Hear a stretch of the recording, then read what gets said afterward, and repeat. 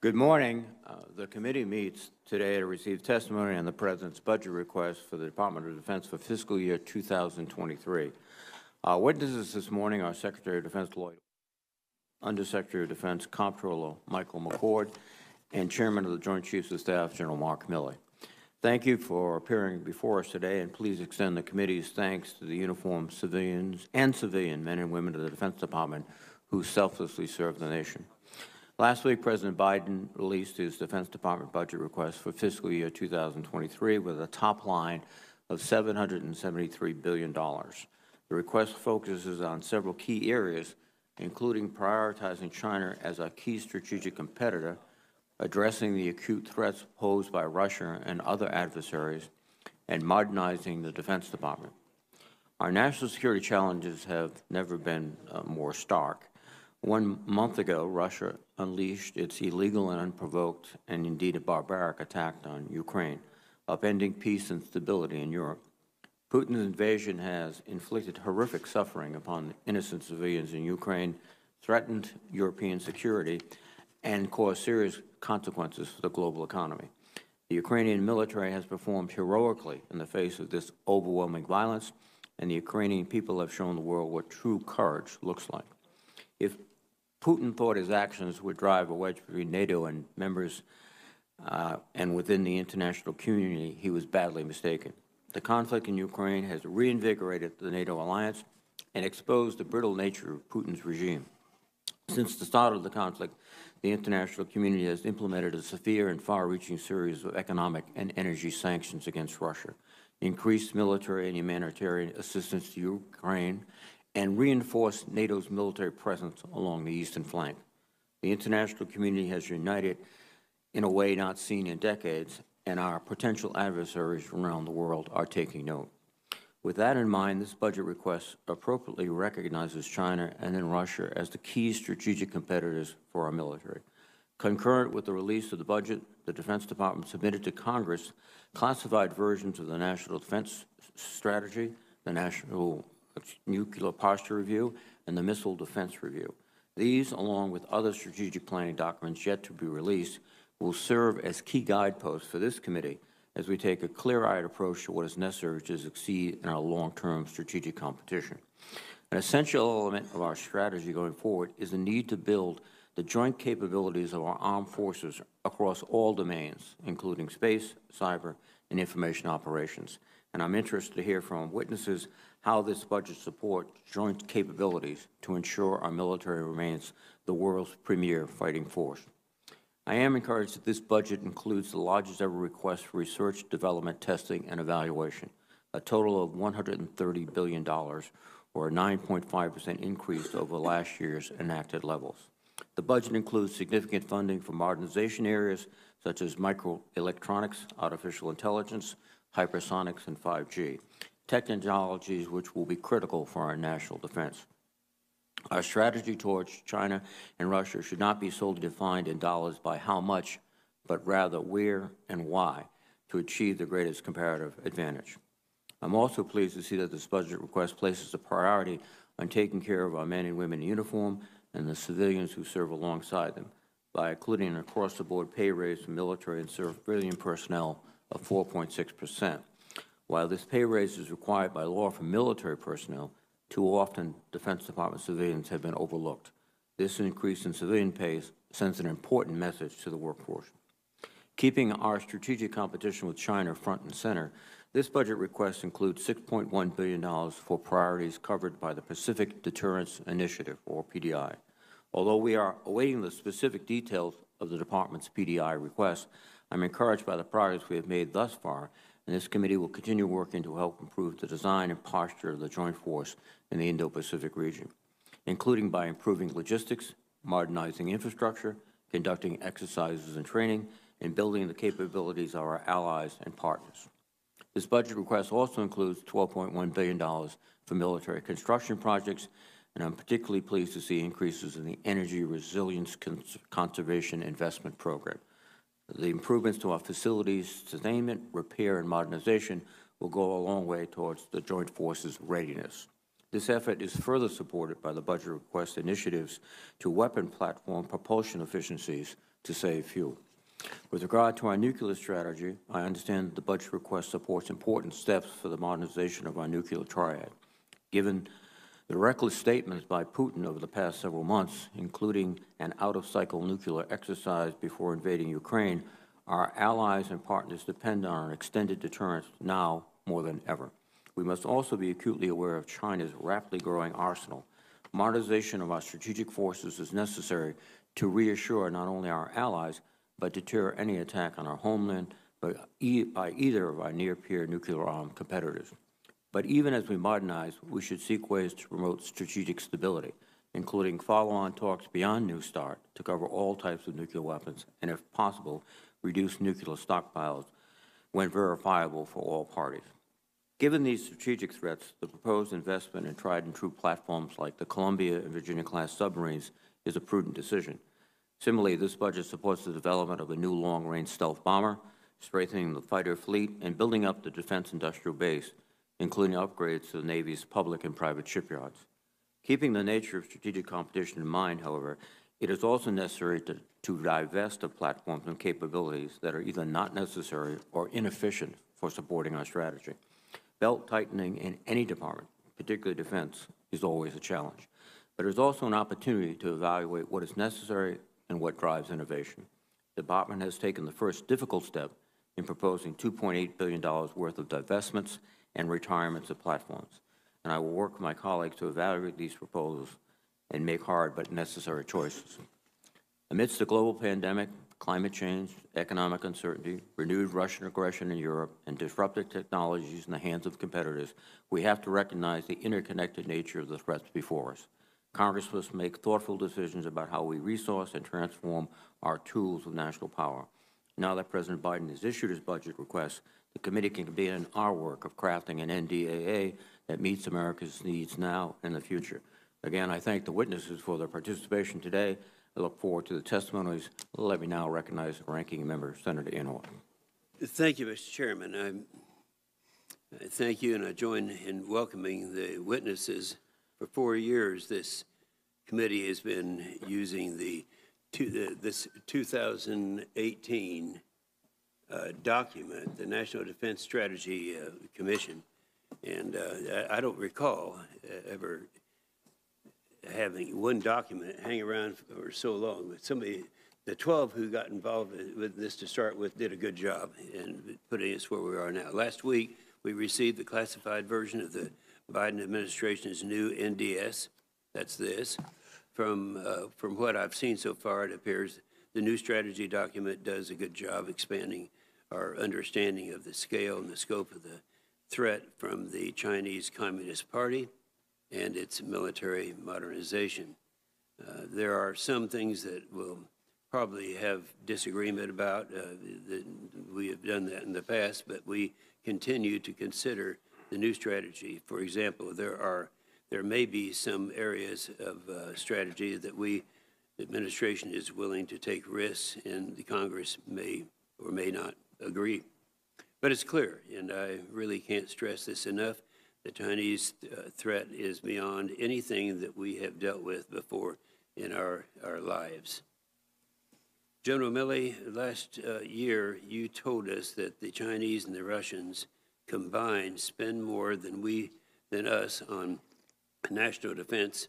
This year, Beijing announced an additional 7.1% increase in their defense budget. This is a scary thing. This is a big deal. Mr. Secretary, I do appreciate based on the new NDS that you went to the White House to ask for more resources, and I appreciate that very much.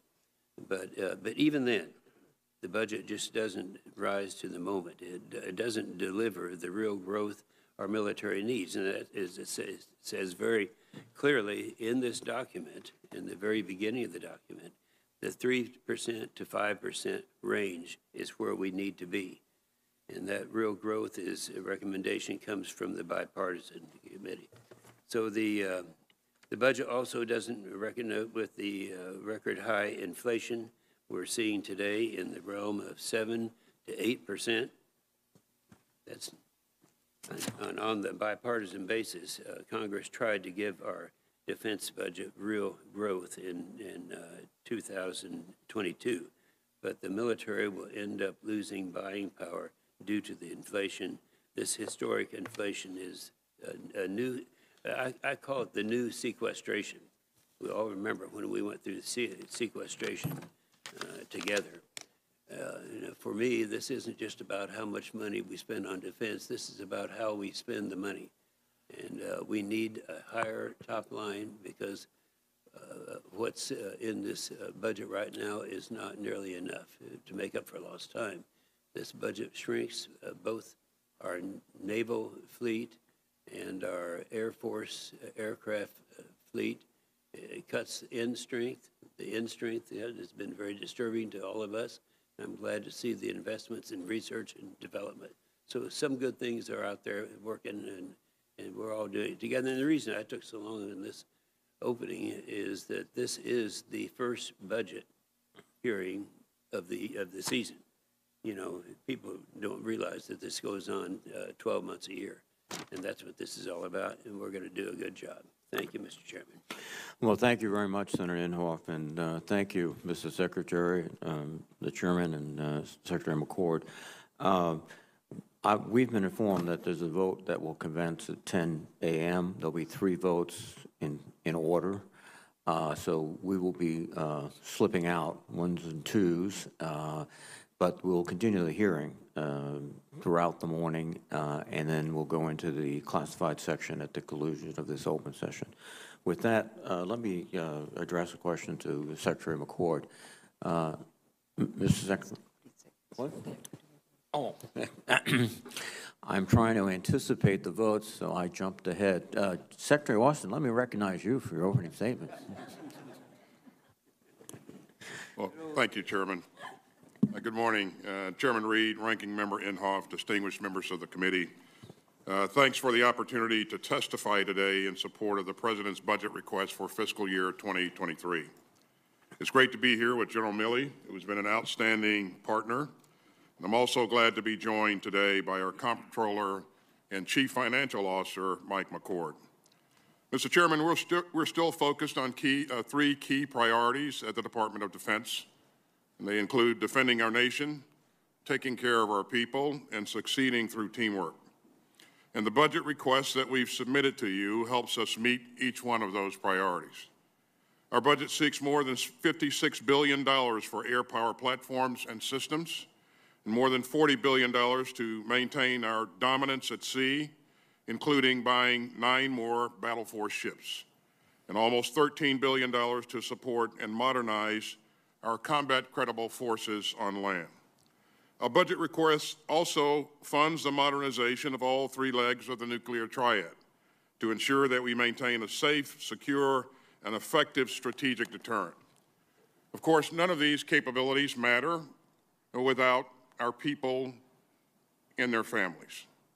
So we're seeking your support for a 4.6% pay raise for our military and civilian personnel and other special pay and benefits. We also plan to invest in outstanding and affordable child care, in the construction of on-base child development centers, and in ensuring that all our families can always put good and healthy food on the table. We're also deeply focused on a terrible problem of suicide in the U.S. military. And I'll keep on saying it, mental health is health, period. So we're increasing access to mental health care, expanding telehealth capacities, and fighting the tired old stigmas against seeking help. With your support, I've just ordered the establishment of an independent review committee to help us grapple with suicide, to better understand it, to prevent it, and treat the unseen wounds that lead to it. At the same time, we're still working hard to implement the recommendations of the Independent Review Commission on sexual assault, because we know that we have a long way to go to rid ourselves of this scourge. Our budget seeks nearly $480 million for that enterprise. Sexual assault is not just a crime, it's an affront to our values and to everything that we're supposed to represent to each other and to this country. and this is a leadership issue, and you have my personal commitment to keep leading. Now, while I'm on the topic of leadership, let me briefly address our military's role in the world, because, as I've said, we succeed through teamwork. As I've witnessed myself in the last several weeks, countries around the world continue to look to the United States to provide that sort of leadership. With help from Congress, we've been able to rush security assistance to Ukraine to help the Ukrainian people defend their lives and their country and their freedom. Last October, I visited Kyiv to meet both my Ukrainian counterpart and President Zelensky, and we discussed our deepening defense partnership and our unwavering support for Ukraine's sovereignty in the face of Russian aggression. Even before Russia's unprovoked and illegal invasion, we provided Ukraine with $1 billion worth of weapons and gear through Presidential Drawdown Authority. Now we're delivering on another $1 billion pledged by President Biden. And our budget includes $650 million more for security assistance in Europe, including $300 million for the Ukraine Security Assistance Initiative. And just a couple of days ago, the President authorized an additional $100 million to send more Javelin anti-armor systems, weapons that will provide critical support to the Ukrainians as they continue to resist Russian offenses in the east and in the south of the country. We're also helping to coordinate the delivery of material provided by other nations, which continues to flow in every day. And let me thank you for your strong leadership toward our shared goal of helping Ukraine defend itself. Since the invasion, I've spoken and met frequently with Minister Reznikov, my counterpart, including on Monday, and I've assured him that we will continue this effort. And we'll get him and his troops the tools and the inventory that they need most, and that they're using most effectively against Russian forces. We've also reinforced our NATO allies. We've sped additional combat power to the alliance's eastern flank, raising our posture in Europe to more than 100,000 troops. These reinforcements include dozens of aircraft, an aircraft carrier strike group, and 2 brigade combat teams. As President Biden made clear, we will defend every inch of NATO territory if required. And we're making good on that promise. Mr. Chairman, as you've heard me say many times, we need resources matched to strategy, and strategy matched to policy, and policy matched to the will of the American people. And this budget gives us the resources that we need to deliver on that promise as well. It reflects our recently submitted National Defense Strategy, which highlights the pacing challenge of China. And that's why we're investing some $6 billion of this budget in the Pacific Deterrence Initiative.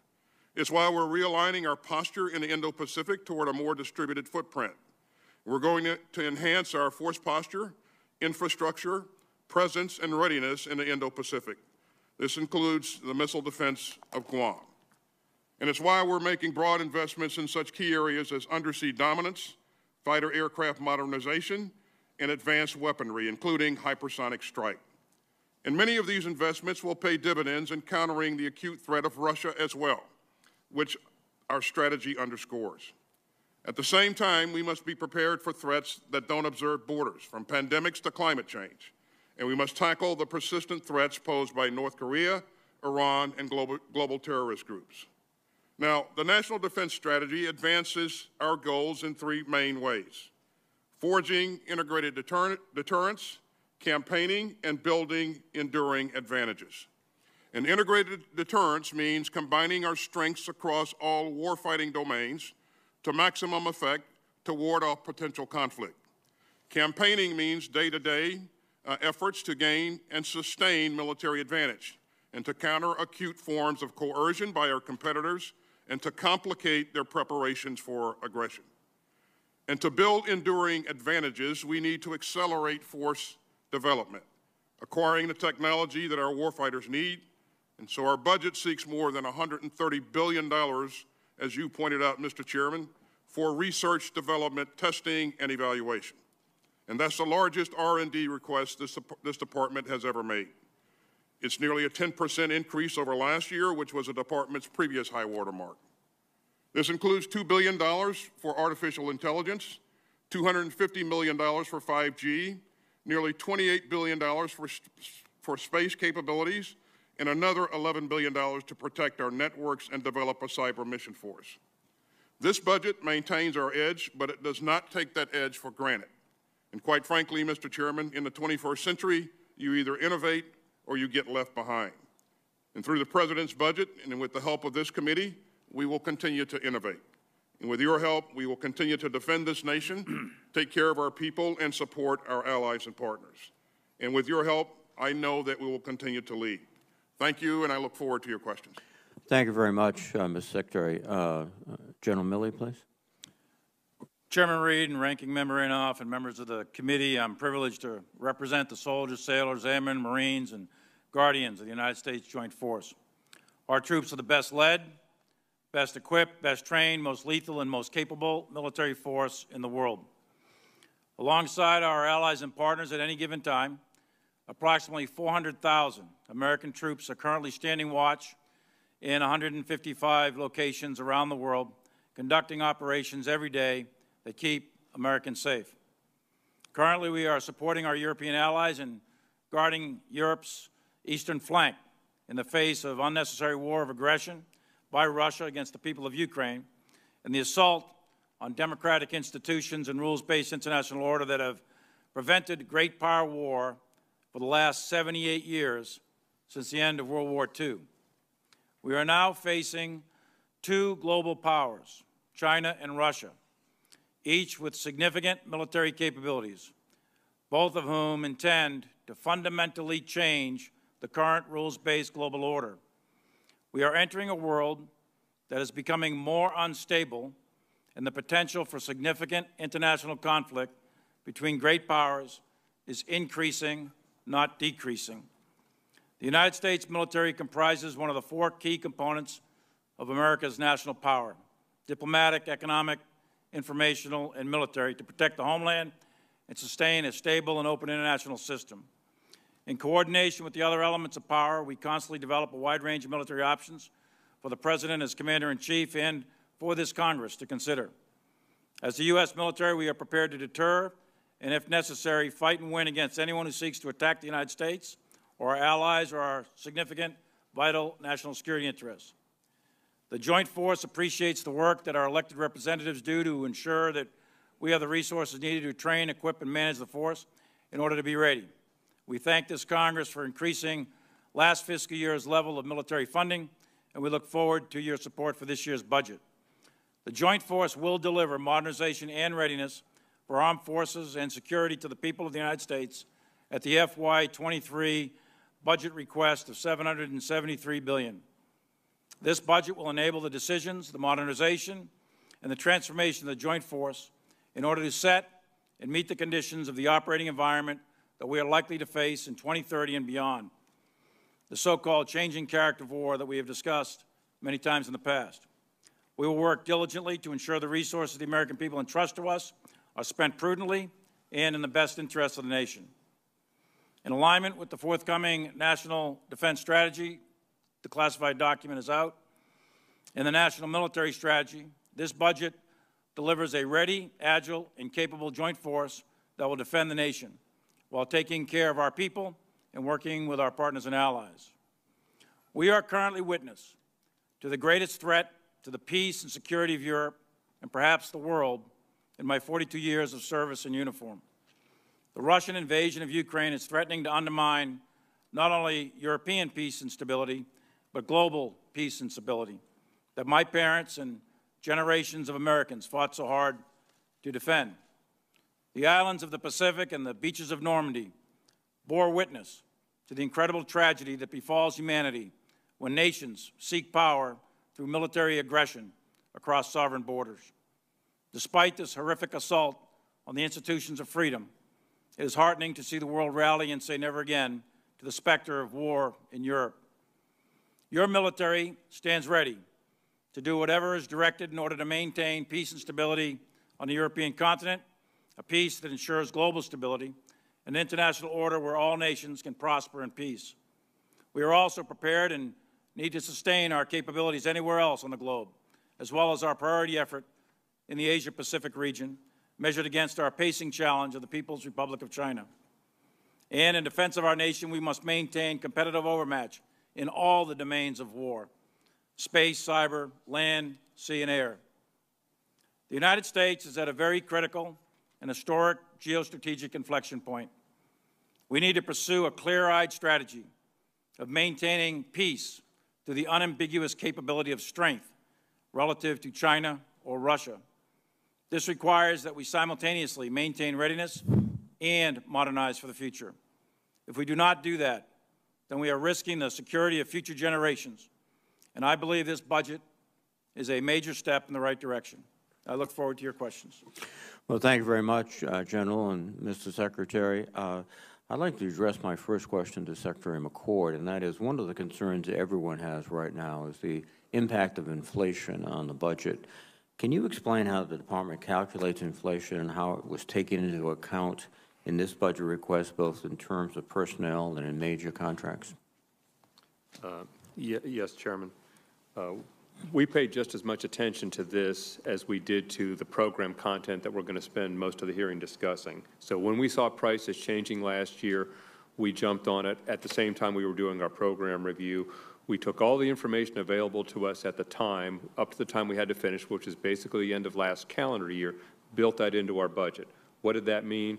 The GDP deflator, which is what we use at DOD, not the CPI. The CPI does not reflect what we buy, so we weren't chasing 7%, but we were chasing an increase up to 4%, vice 2. We built that into the pricing of what we buy from contractors, and then we also, the pay raises, which you described, the 4.6 pay raise, we took the increase in wages into account. The result of both of those things, we added $20 billion a year to our program from 23 through 27, working with the White House. The Secretary made both points to the President, both on the content of the program and on the cost of the program. On top of the $20 to $30 billion of programming content that we added $20 billion a year to catch up on this pricing increase that we saw last year. Then comes the tricky part, Mr. Chairman, is the world keeps changing. After we finished the budget, the invasion of Ukraine rattled the markets, spiked energy prices. You know, we do not have that in our budget. So the world keeps evolving. The global economy, let alone the U.S. economy, are very complex and hard to predict what's going to happen next. So what we saw happen last year is not what we see happening today and may not be what we see happening tomorrow. But with all the information we had when we finished, we caught up so that we would not start behind on our pricing. Last point I want to make, I want to acknowledge that we have a letter from Ranking Member Inhofe and Ranking Member Rogers with a detailed set of questions. That will be another opportunity for us to explain this in more detail going forward. Well, thank you very much, Mr. Secretary. Secretary Austin, could you highlight for us some of the key capabilities that are included in this budget that will implement the national defense strategy that you've just proposed and the President's proposed? Well, thank you, Chairman. You know, one of the tenets of this strategy is, as you heard me say earlier, is this concept of integrated deterrence. And the principle here is that we maximize capability, capacity resident in every warfighting domain: air, land, space, sea, cyber, and that we're able to network those capabilities in new and different ways. So you see from this budget that we were investing in space in a significant way, $27 billion, cyberspace another $11 billion, missile defeat and defense, $24 billion, long-range fires, another $7 billion. And so a significant investment in the types of capabilities that we know will need to be relevant, not only relevant, but dominant in a future conflict. Thank you, Mr. Secretary.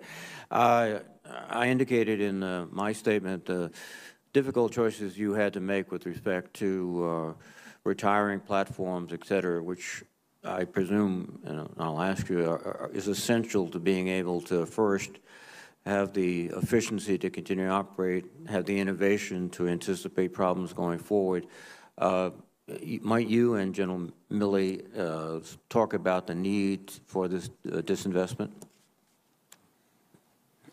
Absolutely, Chairman. As you know, it becomes very difficult and costly to try to maintain platforms that will not be relevant and effective in a fight with a peer competitor. And so, because these platforms in many cases are very difficult to continue to maintain, we need to choose to off-ramp those capabilities and invest in capabilities that we know that will provide us what we need in a future fight. Thank you. General Milley, please. Thanks, Senator. The divestment to invest strategy retires a variety of platforms, mostly Navy and Air Force, that are quite expensive, and the cost-benefit analysis to sustain them over time doesn't add up. Number one. Number two is the technologies in those systems. Many of those systems that we're divesting are old. So we are trying to modernize the force for the future operating environment, 2030 and beyond, and that's where the investments are in this budget. No, I appreciate that, and I think looking at not just the fighting in Ukraine, but also the fighting recently in Azerbaijan and Armenia, the impact of drones, for example, vis-a-vis tanks, it symbolizes, I think, in a way, the future, where large systems which we assumed in the past were difficult to defeat have been handled quite adroitly by the Ukrainians. But with that, let me recognize Senator Inhofe. Thank you, Mr. Chairman. Mr. McCord, the chairman, asked a question and led off with, which I was going to do, but currently now the question would be in 2022. Do you want to expand a little bit on that year? Yes, Senator. On inflation in 2022, the GDP deflator, which is what the department's always used, was the budget that you got last year at this time was built on 2%. We now saw the year ended at 4%. And that's what we caught up on, so that pricing going forward, building it into our program going forward, would not be behind. The tricky part from now is assessing what's going to happen in 23 going forward, given how hard it is to predict these things and whether oil price spikes are going to persist or not persist, things like that. Mm-hmm. Which I think they will be persisting. Secretary Austin, there are some who say that we shouldn't be talking about the top line. We should be talking about how the budget aligns with the strategy. And I think we need to talk about both. But we only have a classified defense strategy, and we have no national security strategy. So how are we supposed to connect the dots between the strategy and the budget? Is there any timeline for the White House to release the national security strategy so we can have a debate in public about the strategy? Well, thanks, Senator. I can't offer you a timeline on when that's going to be released. I would only say that as we constructed the National Defense Strategy, we used the guidance that was available in the very detailed National Security Strategy guidance that was published very early on in this administration, and that was very helpful to us to allow us to map out the strategy that you now see. And if you look at that strategy and you look at the budget, you'll see direct linkages between the budget and the strategy, because we use the strategy to fabricate the budget. Okay, that's good. Thank you very much. General Milley, I'm going to ask you one question, and I already know the answer because I know you, and I think it needs to be stated in this hearing. I want to follow up on this Congresswoman Turner's question from the HASC hearing earlier this week. You said your position on the sub-launched nuclear missile hadn't changed. I just wanted to confirm, like Admiral Richard and General Walters, that your best military advice is to continue development of this missile for deterrence purposes. That's correct, Senator. My position didn't change, and I think that it's important to have as many options as possible for this president or any other president. But I do want to state also that we have lots of options, and we have a significant nuclear capability. So I don't want any foreign adversary to misread what I'm saying. I happen to believe that this president and every president needs lots of options, which we have. but I think more options are better. Okay, agreed. Thank you, Senator Inhofe. Senator Shaheen, please.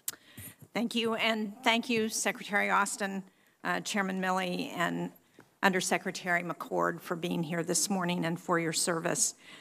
Secretary Austin, the Senate NATO Observer Group, which I co-chair with Senator Tillis, recently sent a letter to President Biden. And one of the things we raised in the letter was, in view of what's happening in Ukraine, whether we should have a more strategic and comprehensive approach toward the Black Sea region, which, as we're watching, Russia is freely using to attack Ukraine and has the potential to shut off that region. As we think about our future strategy, how are we factoring in efforts to address what's happening in the Black Sea region, particularly? Well, thanks, Senator. This unlawful and unprovoked aggression by Putin has had the effect of changing the security architecture in the region for some time to come. And so what NATO is now doing is taking a look at what has changed and what NATO will need to do to make sure that we can continue to do what's necessary in protecting our NATO countries, defending our NATO countries. That work is just commenced. It's ongoing. I expect that we'll have a robust discussion as we go to the summit in June. But again, it's ongoing work. We recognize, however, that change has occurred, and that change needs to be accounted for. Well, again, the Black Sea region is a particular vulnerability right now, given what's happening. And are we working with our allies in the region on what that strategy should look like? Absolutely, Senator. And well prior to this, we were working with the countries in the region in terms of their capability and capacity and what they needed to do to evolve that. That'll all be a part of the ongoing discussion, but clearly they will have a voice in that discussion. And as we look, as you pointed out, the architecture of Europe is going to be different because of this war, and it appears that we are right now looking at a much more robust presence in Europe. How do we think that's going to affect our long-term military posture in Europe? I wouldn't care to speculate at this point, Senator. I would say that as we look at that posture, we're going to look at capability in all 5 warfighting domains, and we're going to look at capability across NATO. We do expect that it will change our footprint in terms of how much it changes the U.S. contribution. That's left to be seen, and whether or not it includes permanent basing forward, or additional rotational forces in and out of that the eastern flank, or a combination of both. These are things that have to be worked out. Again, we'll work with NATO on this, and to your point, it no doubt will be different going forward. Chairman Milley, would you like to I won't speculate, Senator. We're developing options for the Secretary and the President to consider on the future force posture in Europe to achieve the 2 fundamental purposes, which is to assure our allies and deter any adversary, specifically Russia. But right now, those are under development. Well, I was pleased to see that the President's budget included $4.2 billion for the European Deterrence Initiative. But in view of what's happening in Ukraine, do we not think we're going to have to increase that request? I don't know if that's for Undersecretary McCord or for you, Mr. Secretary. Well, that's certainly that's something that we'll look at. But let me take this opportunity to thank you for what you did in the past to provide us with that. That enabled us to very rapidly flow forces into theater. You saw us flow a brigade combat team from Georgia into Europe, fall in on pre-positioned equipment, and we're ready to go in a very short period of time. That, in addition to a number of other things that you helped us with created some great capability. But to your point, I think we'll need more of that going forward. Exactly how much, unknown. Thank you. I'm almost out of time, but I do want to raise an issue around PFAS, because the 2022 NDAA and the omnibus budget bill contained funding for PFAS testing and remediation at DoD installations. And for those of us who have constituents who are affected by what's happened with PFAS exposure at military installations, it's nice to be able to say help is on the way. So are you committed to ensuring that all of the initiatives that are funded as part of both of those bills get out on time and as quickly as possible? I am absolutely committed, Senator. Thank you. Thank you, Mr. Chairman. Thank you, Senator Sheen. Senator Wicker, please. Thank you, Mr. Chairman. In your opening statement, Mr. Chairman, you talked about the acute threat we're facing. You termed the challenges as being stark.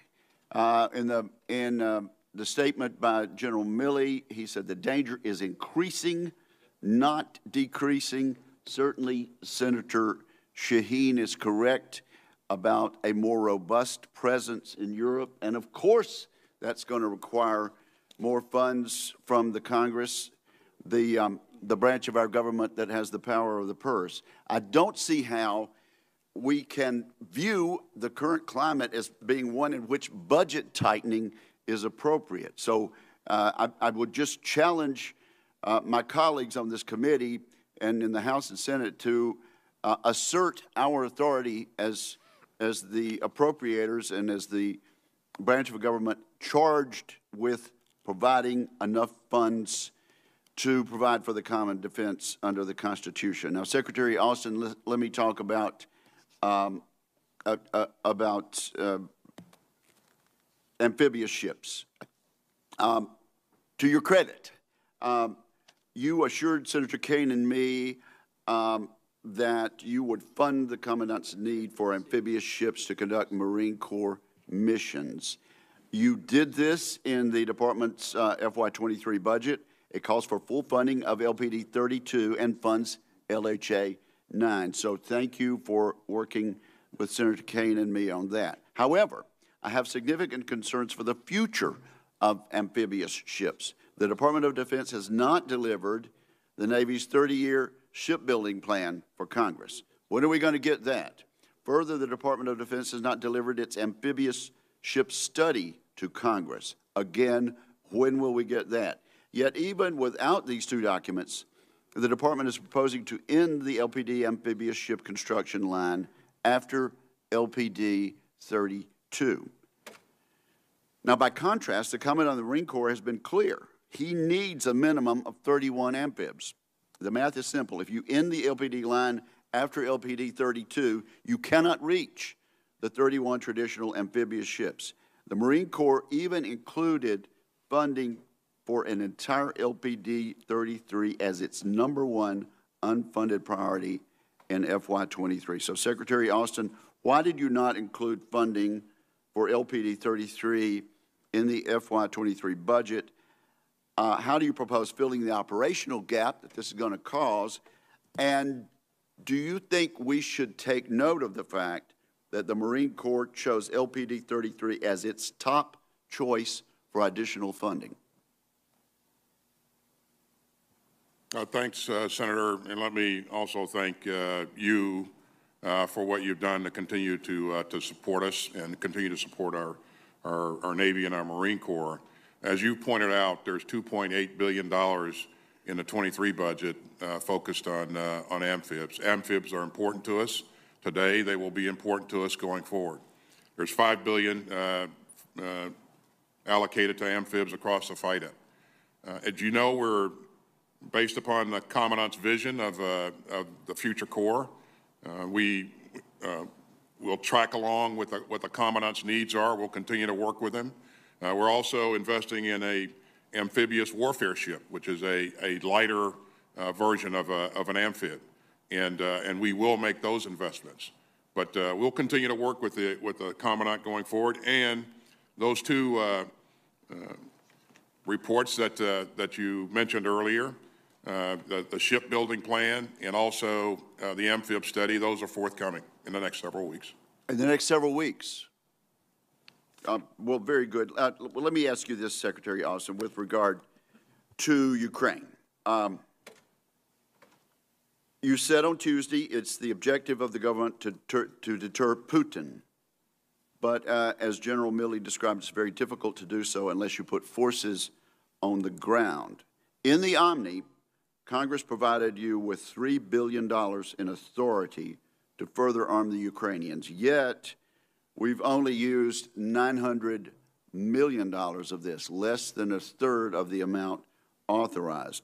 This could also be used to backfill the Eastern Flank NATO partners. Why hasn't the administration provided the full $3 billion? Does the administration not want to send it yet? Is it not available yet? Or are there throughput problems at the Pentagon? And how do we fix these problems to get our friends in Ukraine the equipment, the weaponry they need to defeat the Russians? Well, we communicate with the Ukrainian leadership routinely. As I indicated, Senator, I just talked to Minister Reznikov on Monday. I'll talk to him again this afternoon. The chairman is in close contact with his counterpart as well. We base what we're doing on their needs, and those needs are identified in those frequent engagements. We are flowing resources into Ukraine faster than most people would have ever believed conceivable. You know, from the time, in some cases, from the time that the authorization is provided, 4 or 5 days later, we see real capability begin to show up. You're not suggesting they are receiving everything they're asking for. If I said that, I certainly didn't mean to say that. What I meant to say, Senator, was we are providing them with those capabilities that are relevant and effective in this fight. And you've seen us provide a tremendous amount of anti-armor, anti-aircraft, and capability, and also communications capabilities, as well as UAVs. And we're also looking to help them in a number of other ways. But we are providing those capabilities that have proven to be absolutely effective in this fight. Thank you, Senator Wicker. Senator Gillibrand. Thank you, Madam Chairwoman.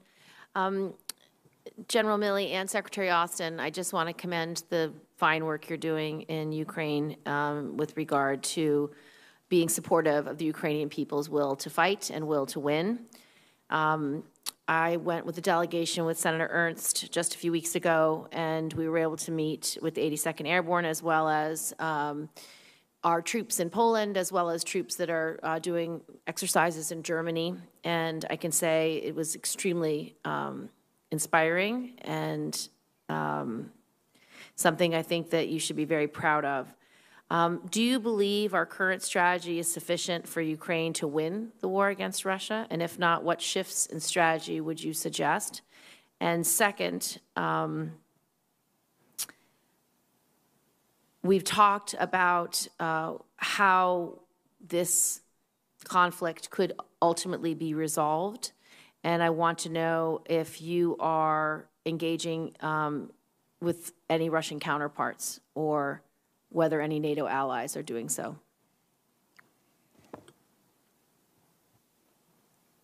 In terms of whether or not we're engaging Russian counterparts, both the chairman and myself have frequently reached out to our counterparts in Russia to try to ensure that we maintain a dialogue. That's in the last since mid-February. That's not been we've not been very successful because the Russians have not responded. In terms of whether or not this is the right approach, our goal, our objective has been to make sure that we help Ukraine defend itself, protect its sovereign territory. And they've done a credible job of doing that because they have the will, the determination to defend their sovereign territory. And that's been really, really impressive. But you also need the equipment as well to do that. And so we've provided them those anti-armor and anti-aircraft and weapons and also the UAVs that have been really somewhat decisive for lack of a better term, in a number of these fights. Putin thought that he could very rapidly take over the country of Ukraine, very rapidly capture the capital city. He was wrong, and he was wrong in part because he made a number of bad assumptions, but also in part because of the stiffness of resistance that he encountered. I think Putin has given up on that on his efforts to capture the capital city. He is now focused on the south and east of the country. And our goal is to make sure that we give the Ukrainians everything that they need and that we can possibly get to them as fast as we can get it to them. And we're pushing it very, very quickly so that they can be successful in that fight as well. And that'll be our focus going forward. General Milley? Senator, I would say that, what does winning look like? I think winning is Ukraine remains a free and independent nation that's been since 1991 with their territorial integrity intact. That's going to be very difficult. That's going to be a long slog. This is not an easy fight that they're involved in. The first part of it is probably been successfully waged here in the last 6 weeks. They've managed to defeat the Russian onslaught onto Kyiv, but there is a significant battle yet ahead down in the southeast, down around the Donbass-Donetsk region, where the Russians intend to mass forces and continue their assault. So I think it's an open question right now how this ends. Ideally, Putin decides to cease fire, stop his aggression, and there's some sort of diplomatic intervention. But right now, that doesn't look like it's on the horizon, the immediate horizon. And do you believe we need any shifts in strategy, or do you believe that the current course is the best course? And are there any concerns about escalation that you need to mitigate? Yes, I do think the current strategy is the right strategy, which is, number one, do not engage in armed conflict with Russia. United States forces don't engage in armed conflict with Russia. And second is to continue to support the Ukrainian people and their government with sufficient weapons and arms, et cetera, so that they can help defend themselves. Third is to maintain the cohesion of NATO, because NATO is a very powerful organization, and it's both a military and political alliance in many ways. And it definitely acts as a deterrent. So those are the three main objectives the President's laid out for us as the uniformed military, and we'll continue to execute those, and I think that's the right track. Thank you. I've expired my time, but I want a question for the record. Secretary Austin, the People's Republic of China had rapidly advanced their cyber and information warfare capabilities, and Russia's ongoing cyber attacks against Ukraine are an indication of how this dimension of warfare is bound to become more complex. What are some broad strategies and approaches that we should be considering to recruit more civilians and uniformed personnel to improve our cyber readiness? And you can either do a short answer now or submit your answer for the record, your choice.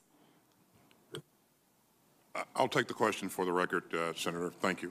Thank you very much. Thank you, Senator Gillibrand. Senator Fisher, please. Thank you, Mr. Chairman. I want to begin by noting my frustration with the timing of this hearing. We're here today to review the department's budget, but we have no detailed budget justification data. My understanding is that the J-book will be released mid-April. We can't talk about any strategy either.